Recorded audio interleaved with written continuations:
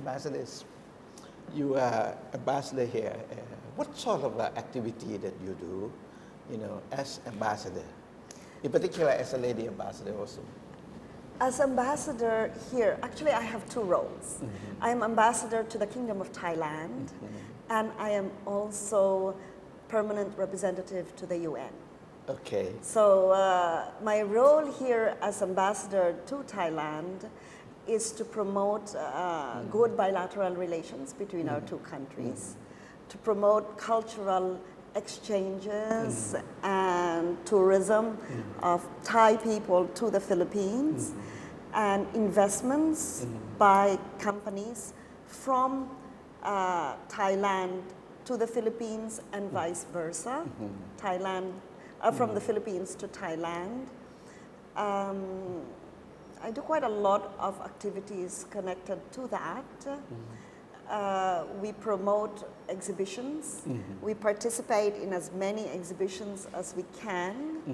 There is going to be one tomorrow at the BACC.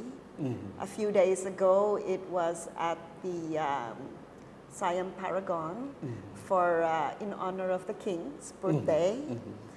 And we do quite a number of that. We also have what we call the gallery at 760 Sukhumvit Road, which is actually this embassy. If you notice, we put pictures on It's More Fun in the Philippines right outside on our perimeter wall. I saw the poster coming. Yes. We will change that at the end of this month, so you will get a different view and different look of the Philippines. We also do a lot of negotiations on agreements that we think will promote both Philippine and Thai relations. Part of my major role is to attend to the needs of Filipino nationals here. So our consular section issues passports. We also visas to foreign nationals, like Thai nationals going to the Philippines.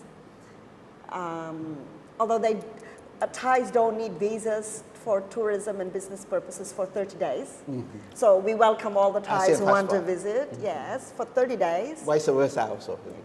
So we also attend to Philippine nationals who are in trouble. We have to visit prisons.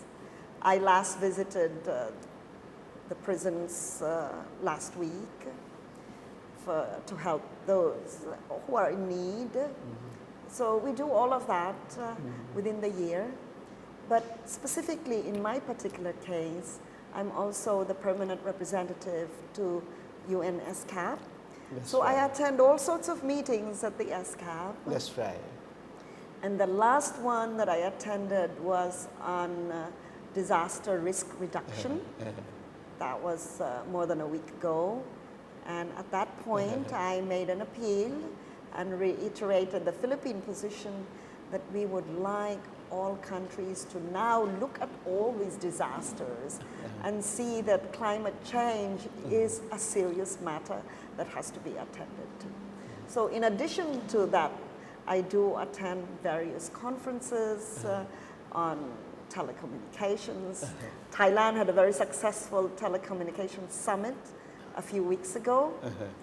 And the other activities connected with SCAP, and then activities connected with migration, with disaster risk reduction, amongst others. So I do a lot of that. I also visit a lot of institutions. This afternoon, right after this, I will be going to the Metropolitan Waterworks to see how the Thai government handles the waterworks system, because I'm very interested. Thailand is a very good example of many things that is important, many things which are important for developing countries.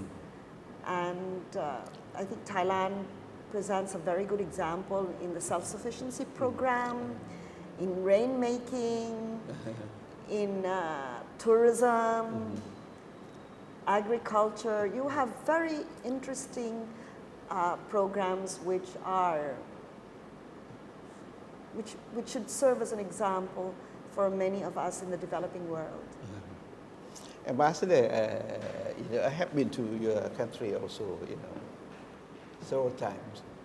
I also impressed with the beauty of your landscape and the people there. I feel that we share a lot of things in commons. And of course, you told us about your activity here. It seems handful, Have to look after the welfare of your people here, bilateral relations with SCAP as well. But shall we come to talk a little bit about the recent, tragedy in a way? You talk about disaster. It seems to be quite more frequent now, Perhaps it's because of the news come very fast. In the old days, perhaps we had this sort of thing also, but it do not come through television or anything. Shall we talk a little bit more about the typhoon in your country, Yolanda or Hyenas? And I noticed that you went back to your countries. Could you tell us a little bit more? And the people in Thailand here, we share with you, the sympathy to the victims. And the Thai public had been, from early at the beginning, very sympathetic, and they try to help. Not only that, I read the news also that the Ministry of Foreign Affairs of Thailand also became quite instrumental in gathering official support, coordinate with the public. Could you tell us a little bit more about this tragedy and what can ASEAN do to help, to make it a little bit more institutional in this area? Because we are both fellow ASEAN members. Well, thank you, Dr. Somkiat, for asking. It was a tragedy that was unprecedented. I say unprecedented because it's probably the worst in recorded history where the typhoon of such strength actually made landfall. In the past, that was at sea, but it made landfall 6 times in the Philippines. And we anticipated a typhoon. As you know, we encounter 23 to 27 typhoons a year. We're used to typhoons. But our president went on air when he found out that this was going to be a monster typhoon. So he went on air a few days before, actually a series of interviews, and he pleaded for people to evacuate. 120,000 people evacuated on that first peak. Unfortunately, not many people understood what it means to have a storm surge. Yeah, that's right. Maybe if we had said there would be a tsunami, then everybody would have evacuated. That's right. But it was not to be a tsunami, so we said, okay, there will be a storm surge, please evacuate the low-lying areas. 120,000 people evacuated. We pre-positioned 13,000 personnel preparing for the onslaught of the typhoon. We had 2 days supplies of food and necessities. Do you know where we pre-positioned them? In Tacloban, Leyte, and Cebu, exactly where the typhoon hit. So we lost all the supplies. The people became victims. The first responders became victims. It was most unfortunate because for 2-3 days we couldn't move. Normally we would be able to move faster because we have pre-positioned. And the winds were so strong. At its height, it's reported to have been about 350 kilometers winds and 375 kilometers gust winds. That was unforeseen. And I think that is a lesson that we have to learn, that this is becoming more frequent. Thailand had the tsunami. Thailand had floods in 2011.